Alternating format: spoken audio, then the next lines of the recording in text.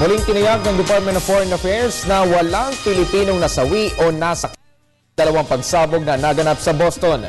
Gayunman, patuloy na nakikipag-ugnayan ang Embahada ng Pilipinas sa mga kinaukulang ahensya at otoridad upang makumpirma ang ulat. May report si Aya Macalma.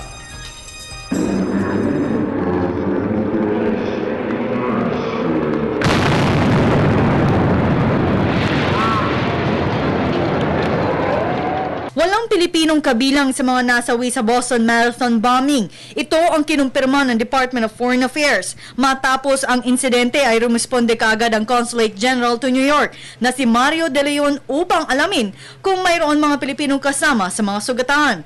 Kung kaya't hanggang sa ngayon ay patuloy na minomonitor ng Embahada ng Pilipinas sa New York ang mga ospital at Filipino community roon kung may mga Pilipinong kasama sa mahigit 100 sugatan na naiulat ng mga otoridad sa Boston, Massachusetts. Police and authorities at the St. Elizabeth Medical Hospital, Boston University Medical, Massachusetts General, and New England Medical Center reported no Filipino casualties. The consulate will continue to monitor the situation.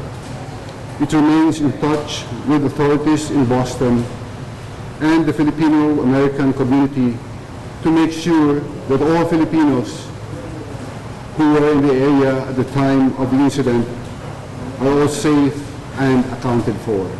Gayunman, hindi magdedeklara ng travel ban ang ating embahada sa Estados Unidos. Bagkus, pinayuhan ng DFA ang mga Pinoy na maging mapagmatsyag, maging alerto at umiwas sa mga matataong lugar sa ngayon. Habang hindi maklaro ng mga otoridad sa USA kung ito nga ba ay panibagong terror attack. We advise our kababayans in that area to be vigilant and avoid congregating with large crowds. Nagpaabot ng pakikiramay ang ating bansa sa mga nabiktima ng pagsabog sa Boston. Taon-taon, ginaganap sa Boston bilang paggunita sa Patriots Day. 2 bomba ang sumabog malapit sa finish line ayon sa mga otoridad at may 2 pang bomba ang natagpuan, ngunit hindi ito sumabog. Sa ngayon ay iniimbestigahan na ng mga otoridad sa USA kung sino ang may pakana ng pagsabog. Ngunit naglabas ng pahayag ang Taliban na hindi sila ang nasa likod ng pagsabog sa Boston, USA. Para sa Telebisyon ng Bayan, Aya Macalma.